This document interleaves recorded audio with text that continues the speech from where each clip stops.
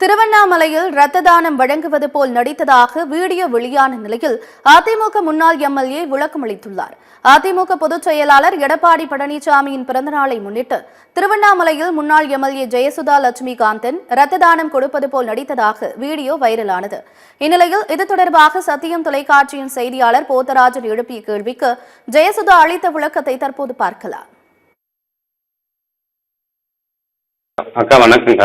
நான் திருவண்ணாமலேருந்து சத்தியம் TV reporter பேசுறேங்க. சொல்லுங்க. அக்கா பிளட்டு கொடுத்துட்டு நீங்க? ஆமாம், பிளட்டு கொடுக்கலப்பா.